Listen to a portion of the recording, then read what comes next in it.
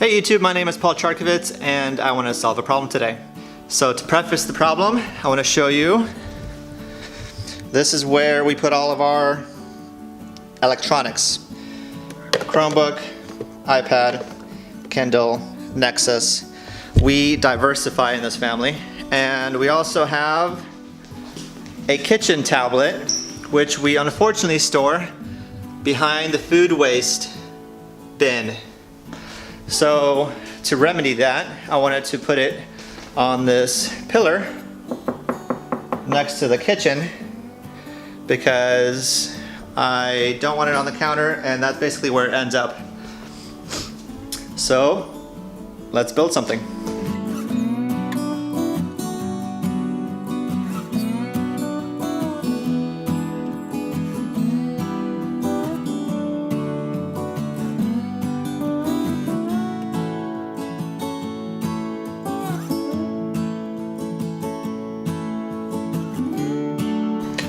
Alright, we have a project, we have a plan. SketchUp. Now can we get started? No, I don't think so. Check it out. Got a mess. That actually looks pretty good. Got a mess over here. So I gotta clean up first before I get started. What do? A little time lapse? Or should I just spin around and see it? Alright, much better. Cleaned up, and cleaned up. So now let's get started.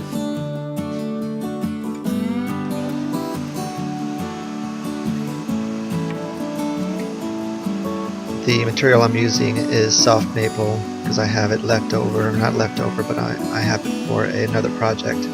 So I'll be using that. As with most projects, the first thing is make sure that your materials are flat and square. So I use my planar joiner quite heavily. This is the Grizzly G634XP. And I generally over flatten if that's even possible, but I try to square up most faces before I cut them to size, just because I'm not certain of my workflow for the most part. So setting up this Grizzly is pretty quick. It takes me just about a minute to pull it out and put the fence on it and the dust collection. It's pretty useful. As you can tell, I created that work surface with this joiner in mind, because having a workshop in a one-car garage, your space is quite limited, so I had to make sure that I worked around and utilized my space as best as I could. So once everything was pretty square and flat, I went ahead and cut the main boards. These are going to be the sides, the bottom and the sides of the tablet stand. And I wanted them pretty thin. I didn't want them to be bulky on the wall. I wanted to maximize. I just kind of wanted to make it look pretty slim as best as possible. I didn't want the stand to be as tall as the tablet. I wanted it to be about half the size, basically just to hold the tablet up on the wall. The other thing, one of the kind of personal requirements that I had for this project was to make the stand wedge shape, so have the actual tablet sit off the wall, more or less leaning against the wall, except I didn't want it to actually touch the wall. So that's the main reason why I use SketchUp in the first place, is just so I can get the angles set to eliminate trial and error later on. So I decided to laminate the back out of just the square stock that I had.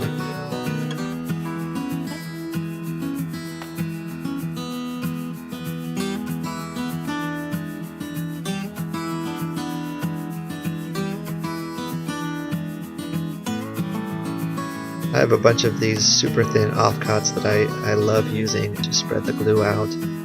So I always break off a little piece.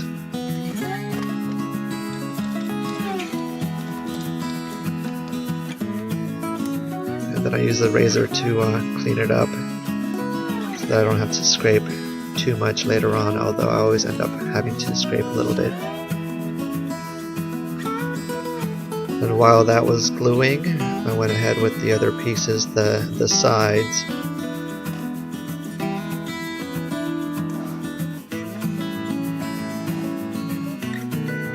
So just cutting those down. There's 2 sides, and then the bottom, and then the front slats. I didn't do much measuring, even though I had the sketch up, just because I did it by just what looked good. So after the glue up, I went ahead and re-flattened that back. You can tell it's pretty thick, but I'm going to cut it into a wedge later on, and that's the main reason for that sketch up again, is just so I can get that angle, get the measurements for how thick the back should be, and the top and the bottom.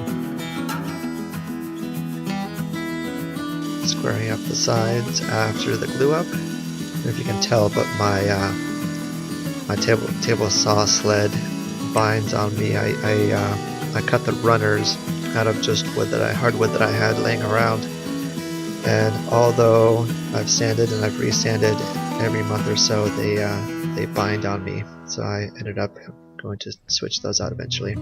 So here's the angle that I'm putting in to the back. That's the wedge that I'm going to cut away, marking it so I remember which side of the line to cut on.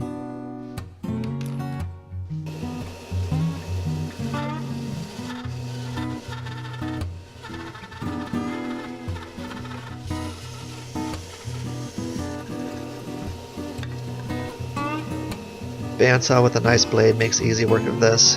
There were some, of course, blade marks left on there, so I decided to give my hand plane a go, but as you can tell, my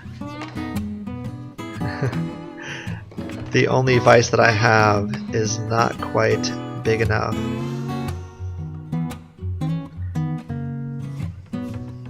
And I don't have anything to stop that piece right now. I haven't built anything, so I tried using this little scrap that where I practiced my dovetails. It didn't work very well. Not well enough, because it wasn't a glued piece. They were just in there on their own. Tried something else that worked a little bit better, but not quite there. So I decided to go to plan C, which was take my joiner out again, and I think it wasn't even 2 passes, and they cleaned it up nice and quick. So I put a 20-degree bevel on the back, and then matching cleat. So the little piece is what's going to go. I'm going to screw that to the wall and then be able to hang the actual stand off of that little cleat.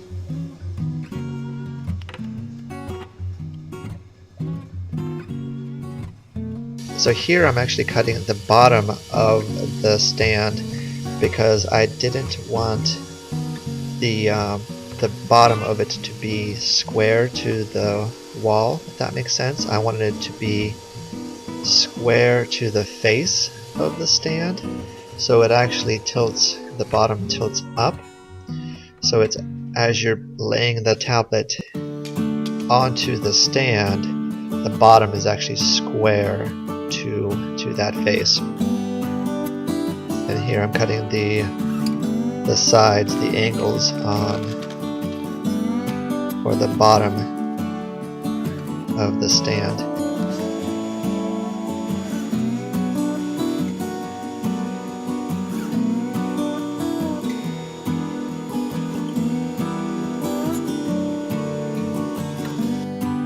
So some glue up and a lot of clamps, and then some sanding to clean everything up.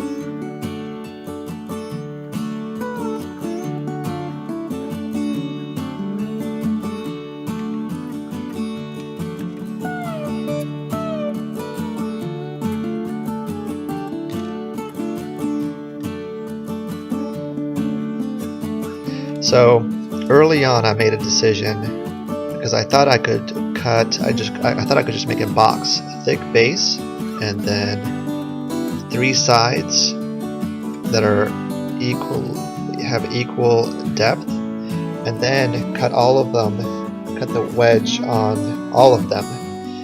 But I realized that that wouldn't work only because of the cleat that I wanted to put on the back. If I glued them all up and then cut the wedge, then I wouldn't be able to as easily cut that groove for the cleat in the back of the stand.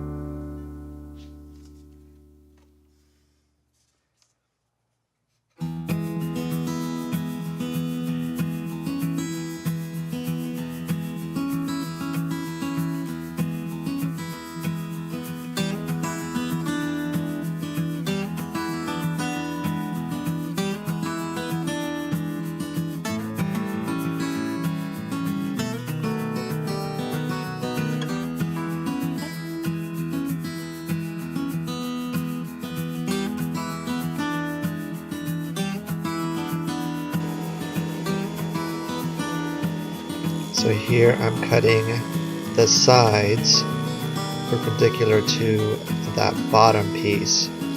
So the sides are actually now the same depth. And verifying that the tablet still fits in there. And I didn't like the look of that single piece holding the tablet in, so I decided to split it in half and then put it on top. And I also didn't like how far it stuck out, so after squaring it up and marking it with a marking knife, I decided to recess it into the sides, not all the way so that they're flush, but just I just eyed it, so I think it was about halfway in, and then I sanded the corners. So this Japanese pull saw makes very quick work of those thin sides, and then I use the chisel to knock out those pieces. I decided that the top of the stand had that sharp corner, sharp face, so I decided to grab my spoke shave and just kind of freehand a curve into it to make it look a little bit better. From here you can tell how the front pieces are inset into the sides. So now I thought I was almost done.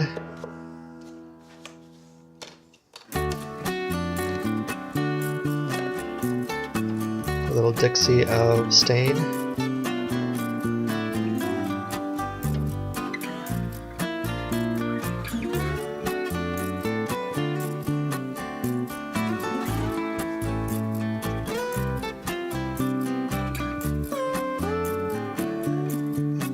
Always work on the back first.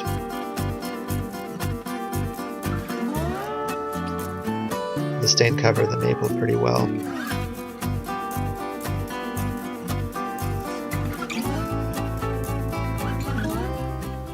Here it is, the tablet stand, just as I designed it. Works pretty well, I think. Slides in there, stays away from the wall, or doesn't touch the wall as I planned it.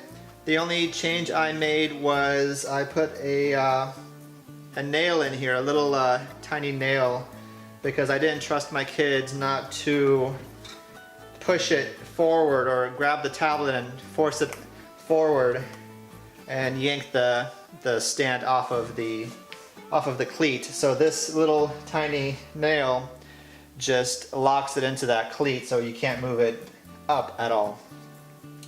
Other than that, it works pretty well. Pretty happy with it. Thank you.